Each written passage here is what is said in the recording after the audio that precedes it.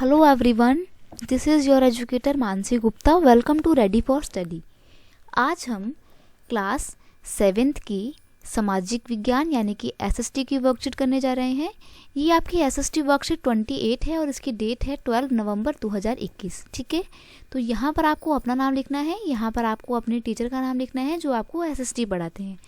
बच्चे, आज हम पढ़ेंगे कि भारत में शासन व्यवस्था कैसी है और ये काम कैसे करती है. ठीक है, अब देखो, आपको पता है कि भारत एक बहुत बड़ा देश है. ठीक है, तो कोई भी एक व्यक्ति यहाँ पर शासन नहीं कर सकता है.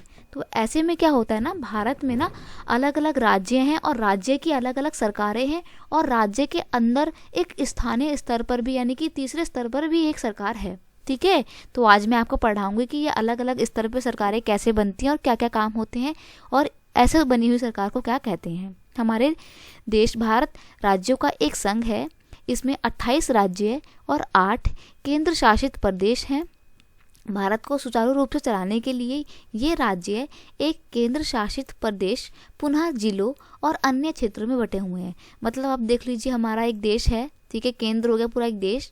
ठीक है, फिर राज्यों को हमने किस में बांटा है, केंद्र को यानी कि पूरे देश को हमने फिर राज्यों में बांटा है, 28 राज्यों में विभाजित किया है. ठीक है, अब कुछ राज्य बहुत बड़े बड़े हैं तो ऐसे राज्यों को हमने पुनः जिलों और अन्य क्षेत्रों में भी विभाजित किया है. तो राज्य से छोटे स्तर की जो सरकार होती है वो होती है आपकी स्थानीय स्तर की सरकार. ठीक है, ये 3rd लेवल की होती है. भारत के हर राज्य में एक विधानसभा होती है. हर राज्य की अपनी एक सभा होती है, विधानसभा होती है.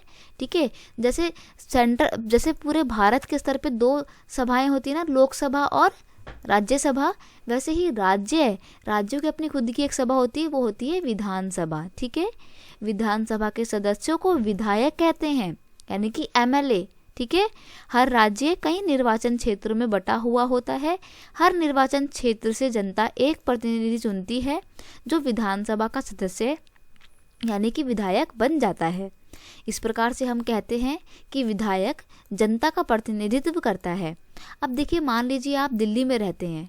ठीक है, अब दिल्ली के अंदर ही ना कम से कम विधानसभा की कितनी सीटें हैं, 700 के करीब विधानसभा की सीटें आ जाती हैं.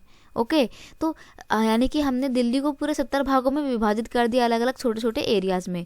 ठीक है, अब जो एक एरिया है ना, 70 में से जो सिर्फ एक एरिया है, तो उस एक एरिया का जो मेन लीडर होगा ना, उसको बोलते हैं हम विधायक. ठीक है, यानी कि एमएलए. ओके, और वो कैसे चुना जाता है अब हम वो आगे पढ़ेंगे. आपने ध्यान दिया होगा कि चुनाव में लोग अलग अलग पार्टियों के नाम से खड़े होते हैं. आपने पढ़ा ना कि भाई बीजेपी, भारतीय जनता दल, लोक दल है ना, कांग्रेस, ये सब क्या है, अलग अलग पार्टी है ना. इसलिए ये विधायक अलग अलग राजनीतिक दलों के होते हैं. जिन राजनीतिक दल के विधायक आधे से अधिक निर्वाचन क्षेत्रों में जीत जाते हैं, राज्य में उस दल का बहुमत से मत माना जाता है या बहुमत प्राप्त करने वाले बहुमत प्राप्त माना जाता है. अब देखिए, मान लीजिए कि दिल्ली में 70 सीटें हैं.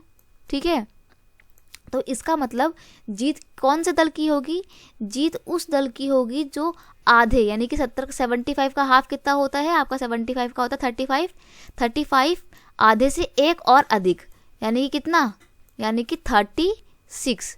यानी कि जिस भी पार्टी को एटलीस्ट 36 वोट मिलेंगे वो जो है जीतेगी. ओके, और फिर आपको तो पता है जिसको जितने ज़्यादा वोट मिलेंगे वो पार्टी वैसे भी सत्ता में आ जाएगी. ओके, बहुमत प्राप्त करने वाले राजनीतिक दल को सत्ता पक्ष या अन्य सभी को विपक्ष कहते हैं. अब देखो, जो जीतती है, जो अपनी सरकार बनाती है, वो तो होती है सत्ता पक्ष, और जो अन्य दल जो जीत जाते हैं वो होते हैं विपक्ष. चुनाव के बाद सत्ताधारी दल के विधायक अपने नेता का चुनाव करते हैं. अब देखो, जो भी पार्टी जीत गई वो क्या करेगी, अलग अलग उस पार्टी के अलग अलग लोग मिलके अपने लिए एक मुख्यमंत्री, मतलब अपने लिए अपनी जो भी पार्टी जीती है उस पार्टी के सभी मेन लीडर मिलके अपने लिए एक नेता चुनते हैं जो ना सिर्फ उनका नेता होगा बल्कि पूरे राज्य का नेता होगा. ठीक है, यानी कि मुख्यमंत्री चुनते हैं. इसके बाद मुख्यमंत्री अन्य मंत्रियों का चयन करता है. अब एक बार मुख्यमंत्री बन जाता है तो फिर क्या करता है मुख्यमंत्री, राज्यों के जो अलग अलग विभाग हैं, शिक्षा का विभाग राज्य का और स्वास्थ्य का विभाग, वैसे अलग अलग विभाग के लोगों के अलग अलग विभाग का एक अपना मंत्री चुनता है. जैसे कि आप इस टाइम पे देख सकते हैं कि दिल्ली में शिक्षा के मंत्री कौन है, मनीष सिसोदिया जी हैं. ठीक है, जिनको किसने नियुक्त किया है, आपके दिल्ली के मुख्यमंत्री अरविंद केजरीवाल जी ने नियुक्त किया है. चुनाव के बाद राज्य का राज्यपाल मुख्यमंत्री एवं अन्य मंत्रियों की नियुक्ति करता है। अब देखो, कोई भी व्यक्ति जब मुख्यमंत्री या प्रधानमंत्री का चुनाव जीत जाता है तो उसको उस पद पे बिठाने के लिए एक शपथ दिलाई जाती है। ठीक है, तो अगर पूरे देश के स्तर पे बात करें तो प्रधानमंत्री को कौन शपथ दिलाता है? राष्ट्रपति दिलाता है। और अगर बात की जाए राज्य स्तर पे तो राज्य स्तर के मुख्यमंत्री को कौन दिलाता है? वो होता है राज्य का राज्यपाल। जिस तरीके से एक देश में राष्ट्रपति की जो भूमिका होती है वही भूमिका एक राज्य में राज्यपाल की होती है। मुख्यमंत्री तथा अन्य मंत्रियों का यह दायित्व है कि वे शासन के विभिन्न विभागों या मंत्रालयों को चलाएं। उनके अलग अलग कार्यालय होते हैं। अब वही है, दिल्ली के अंदर मुख्यमंत्री जो है अरविंद केजरीवाल है, और अरविंद केजरीवाल के अंतर्गत दिल्ली में अलग अलग मंत्रालय आते हैं। शिक्षा मंत्रालय है, स्वास्थ्य मंत्रालय है ना, परिवहन मंत्रालय है, ऐसे अलग अलग और पर्यावरण मंत्रालय है, पर्यटन मंत्रालय, ऐसे अलग अलग मंत्रालय होते हैं। जब किसी एक पार्टी को स्पष्ट बहुमत नहीं मिल पाता, मतलब आधे से अधिक भी अंक कोई एक पार्टी प्राप्त नहीं कर पाती है, तब ऐसे में क्या होता है, बहुत सारी 2-3 पार्टियां मिलकर सरकार बनाती हैं, और इस प्रकार से बनी हुई सरकार को बोलते हैं गठबंधन की सरकार। ठीक है जी। अब यहाँ पर देख लेते हैं हम अपने राज्यपाल। राज्य का प्रमुख राज्यपाल कहलाता है, यानी कि जो राज्य का मेन लीडर होगा वो राज्यपाल कहलाता है। उसकी नियुक्ति केंद्र सरकार के द्वारा यह देखने के लिए की जाती है कि वह राज्य सरकार यह देखता है कि राज्य सरकार संविधान के नियम व अधिनियम के अनुसार अपना कामकाज कर रही है या नहीं।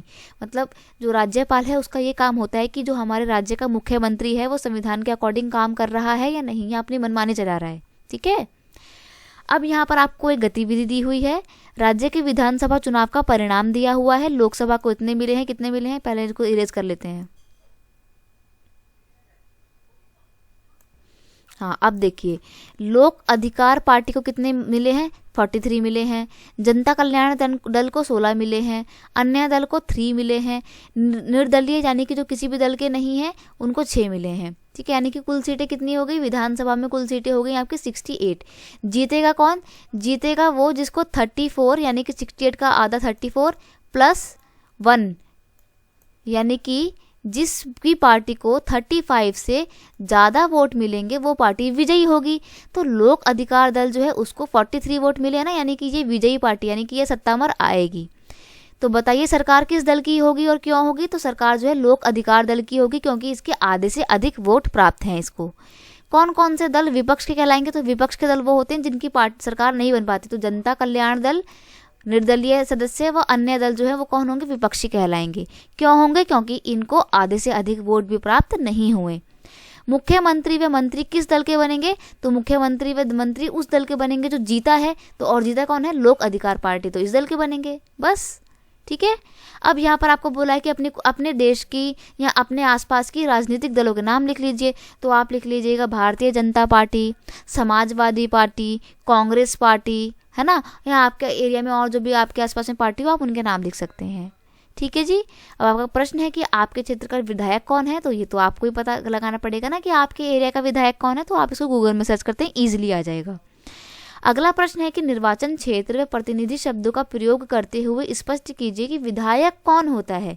अभी मैंने आपको बताया ना कि राज्य अपनी कुछ शक्तियों को स्थानीय स्तर पे विभाजित कर देते हैं। ठीक है, और जो व्यक्ति एक विशेष राज्य को जो है अलग अलग प्रांत में विभाजित कर देते हैं, और फिर एक विशेष प्रांत में से जो व्यक्ति चुना जाता है जनता के द्वारा वो विधायक कहलाता है, यानी कि MLA कहलाता है। ठीक है, तो बस यही सब कुछ होगा, आप इसमें यहाँ पे पढ़ सकते हैं।